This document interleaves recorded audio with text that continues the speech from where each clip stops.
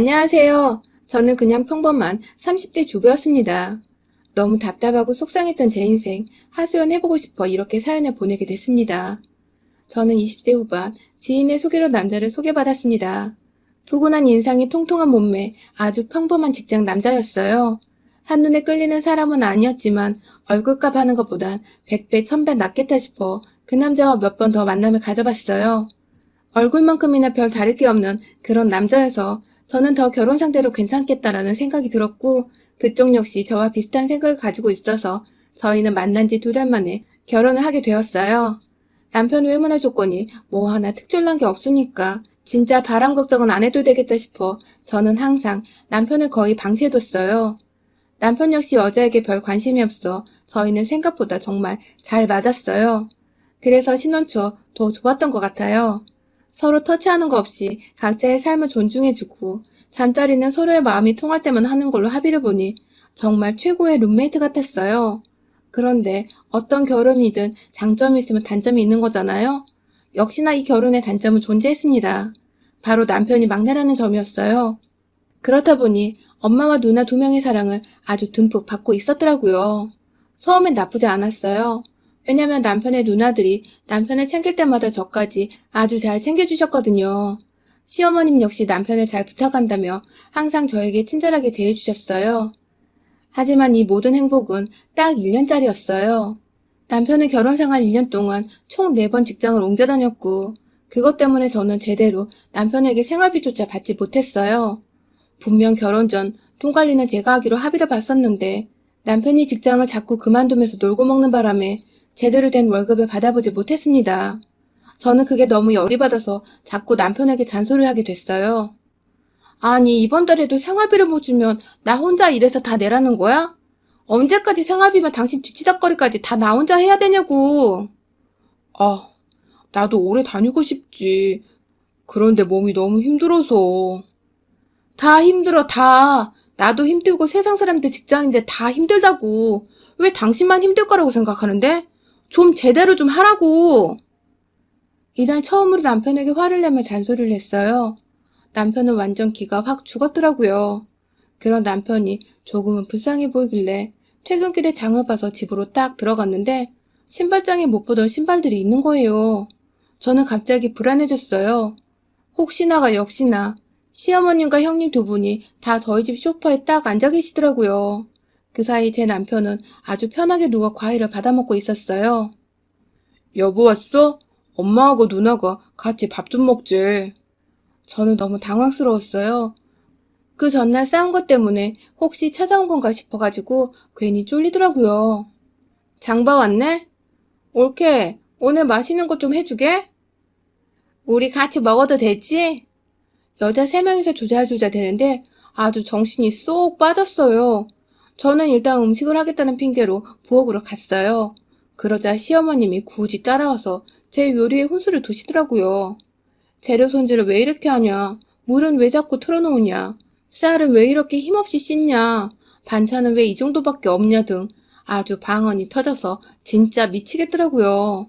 그럴 거면 자기가 밥을 하면 되지. 굳이 입으로 요리를 하는 이유가 뭐냐고요. 저는 정말 이해가 안 됐어요. 겨우겨우 밥을 차리고 같이 상에 앉았는데 역시나 전날 싸운 얘기를 꺼내시더라고요. 우리 막내 직장 옮기는 것 때문에 둘이 어제 싸웠다며? 아, 싸웠다기보다 그냥 얘기를 한 거예요. 사람이 살다 보면 회사가 안 맞아서 그만둘 수도 있는 거야. 그치? 아, 네. 옳게 목소리가 안 들리네? 우리 엄마 말이 못마땅해? 아니에요. 그런 거 진짜 아니에요. 너희들은 가만히 있어봐. 우리가 따지는 걸로 오해하겠다. 딱 봐도 일부러 제 귀를 누르려고 하는 게 보였어요. 그런데 악역인 게 싫었는지 지들끼리 아주 북치고 장구치고 하더라고요. 사람들은 다 자기가 맞는 일이 있는 거야. 우리 막내는 아직 자기한테 딱 맞는 일을 못 찾아서 이것저것 경험해 보는 거고. 그럼 아내 된 도리로서 네가 이해해주고 또 보듬어주면서 내조려야지. 그 몇 푼 안 되는 푼돈으로 자꾸 눈치를 주려고 하지 마라. 알겠지, 아가? 시어머니는 말을 조곤조곤 하는 것 같았지만 대답을 안 하면 죽을 것 같은 눈빛으로 저를 째려보고 있었어요. 그때부터 저는 제대로 눈밖에 났고 틈만 나면 트집을 잡혔습니다. 진짜 억울하더라고요. 제가 잘못하고 있는 게 아니라 남편이 잘못인데 자꾸 저만 당하니까 정말 속상했어요. 남편은 이 일을 계기로 일을 더 이상 구하지 않았어요.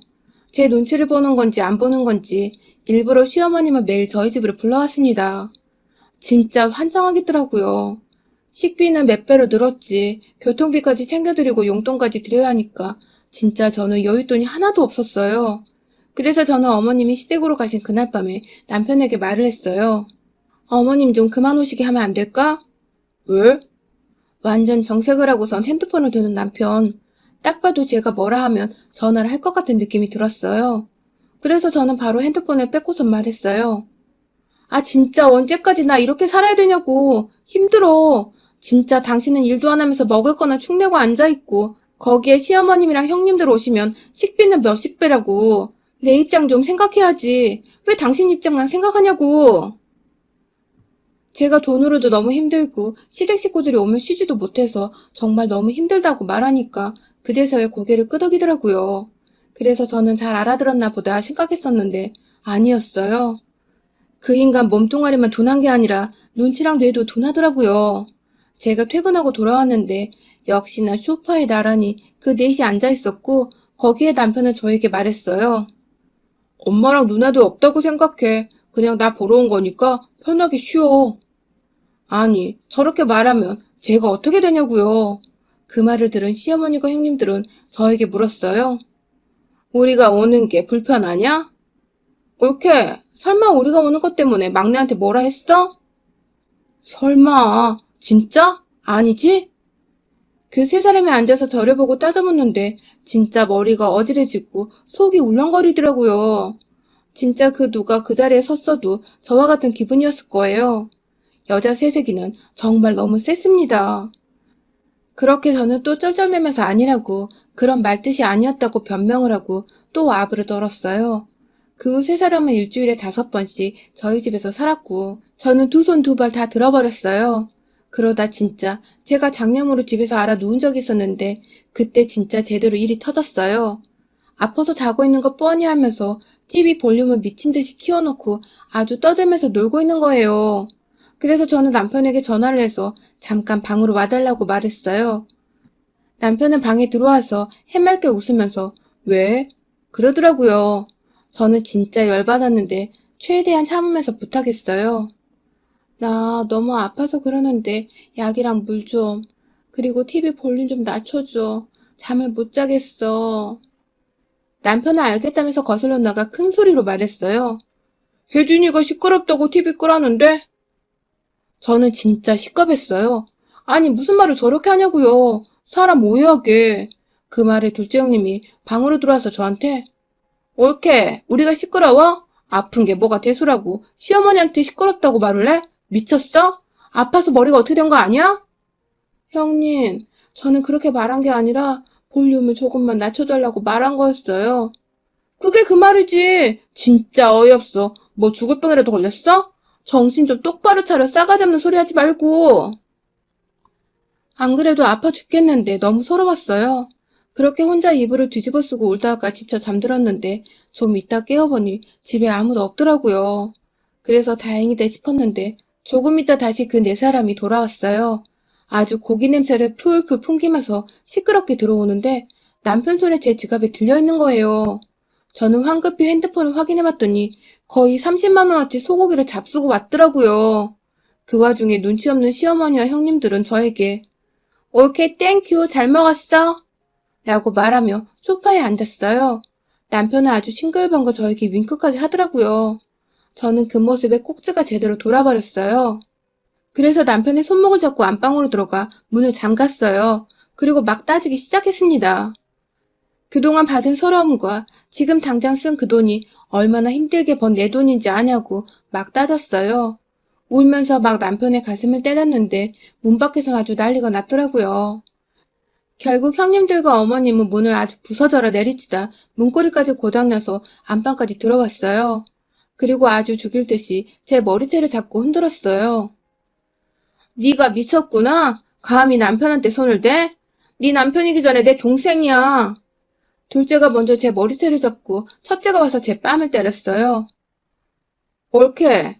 우리가 진짜 그동안 참아주니까 아주 만만해서 미치겠어? 왜 이렇게 기어오르지? 저는 진짜 참을 만큼 참았다 싶어 두 여자의 머리채를 동시에 잡고 반격을 했어요.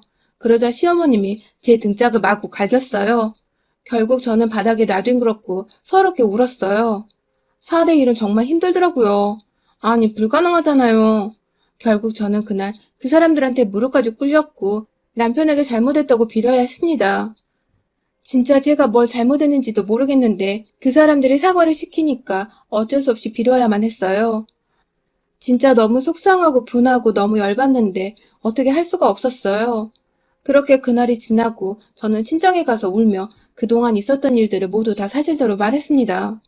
저희 부모님과 여동생은 아주 난리가 났어요. 부모님은 당장 이혼하라면서 저한테 불같이 화를 내셨어요. 절대 그거 안 바뀐다고, 그런 놈한테 이용당하지 말고 당장 이혼하라고, 그리고 이혼을 할 때 하더라도 복수는 하고 이혼하라며 저희 집으로 다 같이 향했습니다. 저희가 도착했을 때 역시나 그 사람들은 소파에서 TV를 보고 있더라고요. 저희 부모님과 여동생은 안녕하시냐면 자연스럽게 그들을 밀치고 소파에 다리를 한껏 벌리고 앉아버렸어요. 시어머님과 형님들은 아주 구석으로 밀려났고 남편은 멍한 표정으로 저를 쳐다봤어요. 저는 외면했고 남편은 땀을 흘리기 시작했어요.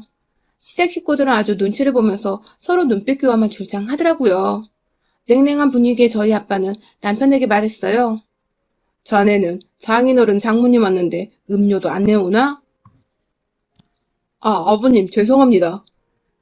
남편은 황급히 냉장고를 열어 냉장고를 살피는데 지네들이 다 처마시고 처먹어서 남아있는 게 없더라고요. 그러면서 저를 쳐다보는데 제가 입모양으로 어쩌라고 라고 말했어요. 쭈뼛쭈뼛 대면서 거슬러 오더니 장인어른 마실 게 없는데. 아빠는 완전 인상을 팍 쓰시면서 왜 이렇게 눈치가 없어? 없으면 달려가서 사와야 할 거 아니야? 아, 네, 장인어른. 말하고 나가려고 신발을 신었어요. 근데 남편은 백수라서 돈이 없잖아요? 저를 살짝 부르면서 돈을 달라고 하는 거예요. 저희 가족들은 그걸 보고 완전 헛웃음을 지었어요. 제가 돈을 안 주니까 계속 절 부르는 거예요. 그 모습에 저희 아빠가 또 열받으셔서 자네 몇천 원도 없어서 내 새끼한테 돈 구걸하나? 자넨 몇천 원도 없으면서 뭘 믿고 일을 안 하는 건가? 난 뭐 돈이 많아서 일을 안 구하는 줄 알았지. 그러자 시어머님이 입을 열었어요. 아니 그건 애가 맞는 일을 못 찾아서 그런 거예요. 사돈, 사람들이 다 맞는 일만 하는 줄 아세요? 다들 안 맞아도 열심히 돈 벌려고 하는 겁니다. 1년째 놀고 있으면 이건 문제 있는 거라고요. 시어머님은 아버지가 완전 팩트로 따져버리니까 아주 얼굴까지 빨개져서 아무 말도 못하더라고요. 내 딸이 힘들게 번 돈으로 편하게 살려고 했나 본데 나는 그 꼴 절대 못 봅니다. 뭐요? 그럼 애들 이혼이라도 시키겠다는 말씀이세요? 당연한 걸 뭘 모르십니까? 1년이면 참 많이도 참아줬지. 아무리 양심이 없다 해도 그렇지. 벼룩도 당신네들보다 낫겠어요. 시어머니와 형님들은 줄창 당하니 할 말이 없어졌는지 계속 욕만 하더라고요.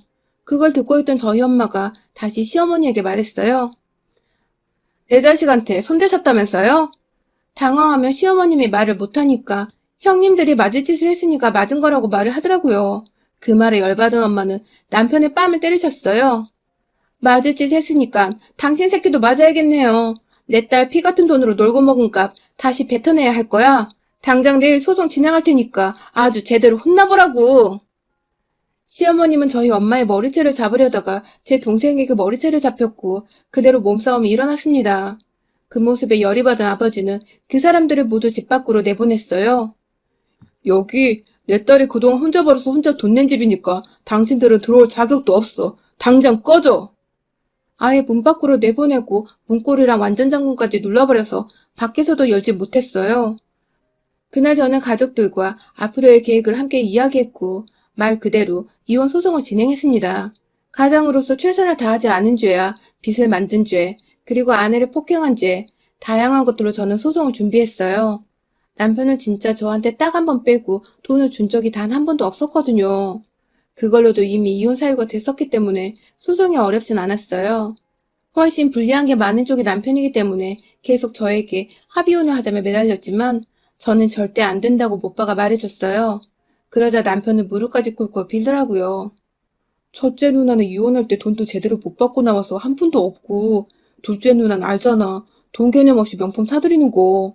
거기에 사기까지 당해서 우리 집 진짜 개털이란 말이야. 왜? 네 엄마 있잖아. 나 괴롭힐 때 이용한 네 엄마. 엄마가 돈이 어딨냐? 지금 사는 것도 전세라. 이것마저 없으면 우리 진짜 길바닥에서 살아야 돼. 진짜 잘못했어, 여보. 내가 잘못했어. 진짜 너무 웃겼어요. 애초에 남편은 저에게 거짓말을 했더라고요. 그렇게 좋은 집은 아니었지만 그래도 그 집이 자기네 거라고 엄마가 나중에 자기한테 물려줄 집이라고 자랑하더니 가진 게 없어서 있는 척하고 싶어 거짓말을 한 거였대요. 완전 막장도 이런 막장이 없었어요. 저는 더 용서할 수가 없어서 절대 합의혼은 없다고 말했습니다. 그러자 시어머님이 저한테 찾아와서 따지더라고요. 꼭 이렇게 해야겠냐고. 자기네들 입장에선 충분히 뭐라고 할 수 있는 건데 왜 이런 거 가지고 이혼을 하자며 적반하장으로 나오더라고요. 그걸 동생이 보고 엄마한테 일러서 집에 있던 엄마가 물을 한 바가지 가지고 나와 시어머니에게 부어버렸습니다. 제대로 물사다기를 맞은 시어머님은 아주 날뛰었고 저희 엄만 한 바가지 더 줄까요? 여기가 어디라고 뻔뻔하게 찾아와? 진짜 얼굴이 몇 개예요? 아 됐고 또 찾아와 봐요. 그땐 물바가지로 안 끝날 테니까. 엄만 제 손을 잡고 집으로 들어갔어요. 어디 다친 곳 없냐면서 저를 안아주시는데 저는 진짜 너무 웃긴데 눈물이 나서 엉엉 울면서 웃었어요. 그런 일들이 생긴 후에 저희는 결국 이혼을 했습니다. 남편은 결국 저에게 위자료를 줘야 했고 재산 역시 공동재산이 없어 나눌 것도 없었습니다. 남편은 또 백수의 빚까지 늘어버렸어요. 결국 진짜 전세금까지 빼서 저에게 줘야만 했고 그들은 첫째네 월세방에서 지낸다고 하더라고요. 그렇게 이혼을 하고 7개월쯤 지나서였나? 남편이 취업이 안 된다며 돈 좀 빌려달라고 저에게 찾아왔다가 아빠한테 걸려서 진짜 제대로 두들겨 맞고 도망갔어요. 그 후론 그림자도 안 비추더라고요. 진짜 이 얘기 누구한테 제대로 해본 적이 없어서 어떻게 보면 속 시원하게 복수하고 끝낸 일이지만 제대로 사람을 보지 못한 제가 너무 원망스러워 힘든 시간을 보냈어요. 한편으론 다행이고 경험이라 생각을 했지만 한편으론 누구를 원망할 수 없어 우울감이 심해져 한동안 가족들 몰래 술로 밤을 지새우곤 했어요. 그러다 안 되겠다 싶어 상담 치료를 받게 되었고 주변인들에게 털어버리면 좋다는 선생님 말에 저는 이렇게 용기 내어 사연을 보내게 됐습니다. 거의 다 잊었지만 그래도 제 자신을 원망하는 마음이 아직 조금 남아있어서 그걸 다 풀어보고 싶어요. 큰 사건을 겪음으로써 한 단계 성장한 거라고. 지금 다 털어버렸으니까 저는 앞으로 더 행복하고 즐겁게 살 거예요. 여러분들도 저처럼 힘든 일이 있으시면 이런 방법으로라도 털어보세요. 저도 쓰고 나니 한결 가벼워지네요. 마지막으로 저도 한마디만 하고 끝내볼게요. 이 벌레만도 못한 전남편과 그 가족들아, 이제 기생충처럼 살지 말고 사람처럼 똑바로 살아라. 여러분의 생각은 댓글로 남겨주세요. 오늘도 시청해주셔서 정말 감사합니다.